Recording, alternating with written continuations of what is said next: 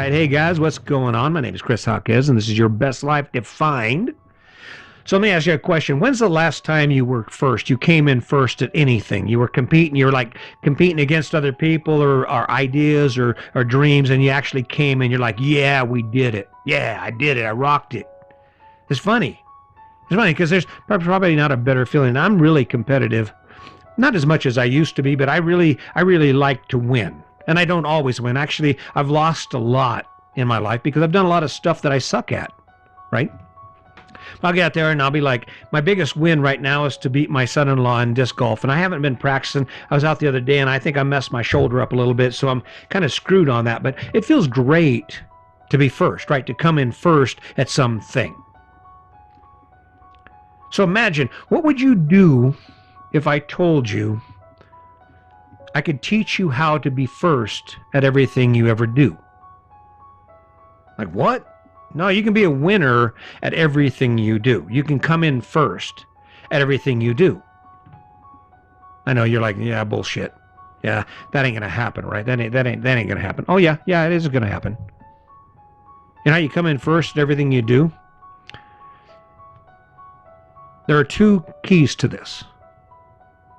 The first is to take on the challenge of being better at whatever it is you do. Not because you love it, not because you hate it, just because you're already in that moment. When you show up at that job, at that workbench every day, you're there. You're the half-assed you who barely does enough to get by is there. You're still going to be there 8 hours, right? Why not turn it into a competition? Turn it into a personal challenge to beat the man, to meet that thing that is holding you down, right? So in that situation, there you are, you're in your cubicle, you're grinding it out. What would being first or setting a mindset towards being first look like? Well, if your job sucks, if you hate the people you work with, if you can't stand getting up in the morning, showing up, and you can't wait to get out of there every day, a big win would be for you to never have to go there again. What would that look like, though? Well, you could work as hard as you can at learning everything you can about the job that you do every day and become a superstar to the point that people go, wow, damn, dynamo. Or they might even call you a kiss ass. They might say, yeah, he's sucking ass. He's always working hard doing this, talking to the boss, trying to learn new things about how these operations run. Yeah, I don't talk to him. Might even require you to sit at a table by yourself. No one wants to eat with a suck ass. What they don't know is you're trying to be first. You're trying to be the best employee you can be where you are now so you can acquire skills so you can walk away from it, right? So you can escape it. I win. That's what happened to me when I jumped from construction, pouring concrete, to becoming a deputy sheriff. I remember the guys at work, they'd be like, oh, yeah, cop this, cop that. Because I was talking about it. Because I talk about building that story, right? Well, that's where that comes from. I spend a lot of time talking about the shit I'm going to do. I share those ideas with other people, and I love it when they laugh at me, right? Oh, yeah, you're fucking nuts. Yeah, you're crazy, right? You know why? Because it adds fuel to my tank. It energizes me to say, no, watch. Let me show you how it feels or what it looks like to be first. I worked for that construction company for about 4 years. And out of all those guys I worked with, I was the first one to leave for a better job. Now, a few people followed because they said, well, damn, if he can do it, I can do it. And believe me, that was the idea around who I was at the time. That's how I presented myself. You want to be first in your relationship? You want to show up at some sort of get-together with other couples and be hanging out, look across the room and see your partner standing there talking to someone you don't know and be able to think to yourself, damn, I know I have to be the luckiest person in the world. I know I have to be the luckiest woman in the world because I'm married to them. And they rock. It might not be true. But that's not a bad goal, right? It's not a bad goal. You could actually scoot in on that idea to the point that your partner's going, what the hell's wrong with you?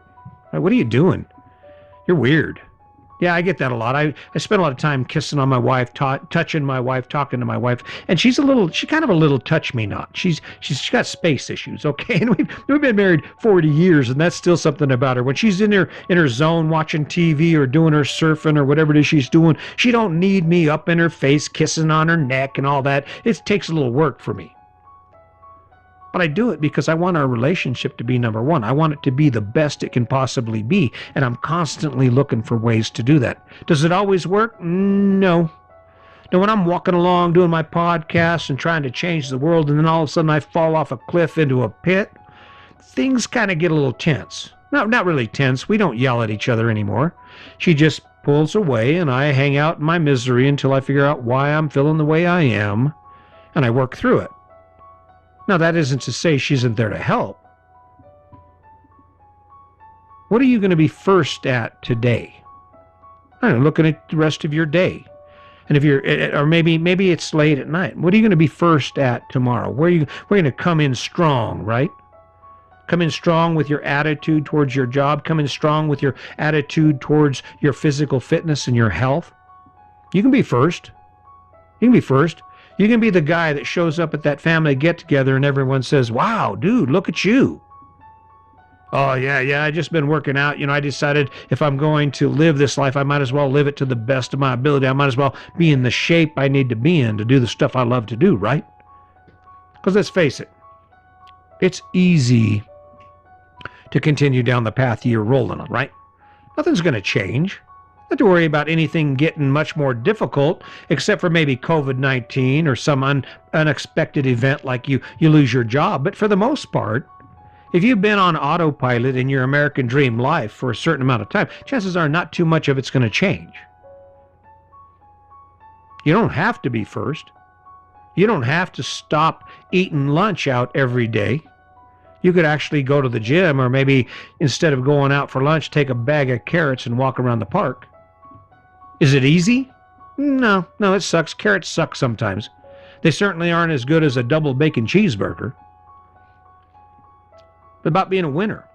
It's about picking that thing that's going to bring you in first. When you look around your friends and everybody's just getting a little heavier, a little wider, a little slower, you show up and like, "Damn, look at you." I got that first thing going on when I work out, right? So Sandy and I, we retired both at 54 years old. That's really early for most people to retire, right? So we show up and we buy this fifth wheel and we're doing our thing and we're traveling around the country. Well, what I noticed was most guys in RV parks that are full-timers that have retired are about 10 to 15 to 20 years older than we are, right? And they're not in real good shape. Too much alcohol, too much bad food, just lifestyle, whatever it is. So what's my plan? My plan is to show up there every day and make sure that when I walk around, I look good. I'm in shape. I'm out there working out, doing pull-ups, burpees, push-ups, all those things I do. I got videos of me doing crap, right? Go back and check my early videos. That's pretty much my routine, my life, right? You know why? Because even if it's not true, and this is a ticket, even if it's not true, in my mind, I want to believe that I am the best looking, most in shape individual in that RV park. You know why? I like to be first. Maybe there is. In fact, I'll tell you, it happened to us in Yuma, Arizona. We're there. There's some guy, man. He's running, riding his bike. He's a good-looking guy, got a cool attitude about him. And I'm out there doing my thing, doing burpees, and I'm riding 7 miles a day and doing all that, trying to stay in shape, right? I got to meet this guy because I got to figure out what his story is, because there's no way in hell he's going to look better than I am out there riding my bike and working out, right?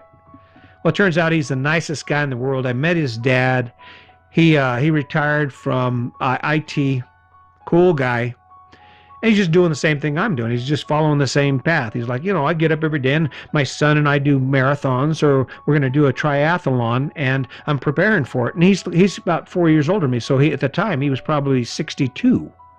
But he looks good. He's all strong and muscled up. Well, as muscled up as a 62-year-old can be. It's because he wants to be first. See, until he's seen me, he thought he was the RV park stud, right? Now, Before I shut this thing down, before I actually step away from it, let's talk about this a minute. There's an important aspect of this that you need to realize. It's never what you're doing that matters. What you do does not have as big of an impact on getting it done as how you feel about it, how you view it, your mindset. When you step out of the house every day and you're going to go to the gym and you're over there and you're dragging ass and you're like, oh man, this sucks, had to get up at 4:30. If you walk out of the house or you wake up with that mindset, guess what's going to happen? You're going to make it to the gym 3-4 times. Let me put it this way. Don't bother getting a membership. Pay daily fees until you actually can wake up every day and say, fuck, man, look at me. Whoa, going hard today. Going hard today. I'm going to kill it today, right? Because it's only when you have that be first attitude, I'm going to win. I'm going to win at this. I'm not going to break down and be weak and allow how I feel to get in the way of what I need to do, because I want to win at this. I want to be first at this when it comes to working out. And again, is it a head game? Yeah, it's a head game. It's a head game. It's a game you use to get you to do what you otherwise don't want to do, right? I do it with a lot of things.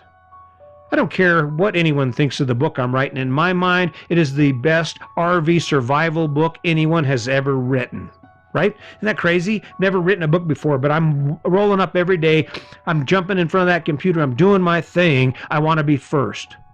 I want to be the #1 RV survival guide book salesman in the world. I want people to say, well, that's that dude that wrote that book on RV survival.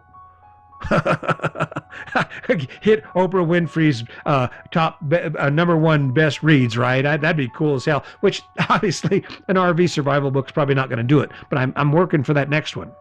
That next one, based on this podcast, based on living your best life. I can't wait to get back on it. That's part of the motivation finishing that RV book. But I want to be first. I want to be first in my life, in my relationship, in my finances, as far as my financial success and freedom. Why wouldn't I want that? Why wouldn't you want that? It comes down to waking up and saying, if you're going to do it good. All right. If you have to do it, and until you figure out a way where you don't have to do it, even when it sucks, do it good. Be first. Get there early. Work harder. Do more. Not because of what it does for other people, but because it does for you, what it does for you. Find something in your life that'll motivate you to be at the top of your game in every area of your life. And go after it. Now, here's a little pointer about employment. Before we shut this one down, I want to just bring something around to you. When you talk about being first, and I talk about, show up every day, and even if your job sucks and your boss sucks and your coworker sucks, you should still strive every day to be #1. Whether you're a concrete finisher, whether you're a salesman, or whether you're an executive in a Fortune 500 company. Wake up every day energized to the point that you feel like you need to be #1, the best at your job. This in itself is probably not going to get you that big raise, especially in smaller companies. And this is why. Back when I worked concrete, I was a laborer. I was a concrete laborer, and then I became a form setter. Well, my wages between labor and form setter didn't change. So there I am busting my ass doing a really great job, and then I actually started finishing concrete, started working and finishing concrete. Well, it wasn't long before I got pretty proficient at that. And the next thing you know, now I'm finishing concrete, setting forms, and being a laborer. But the point here is my boss never gave me any more money. And it's because why would he pay me $4 more an hour, which finishers were making, if I'll continue to finish concrete for $10 an hour?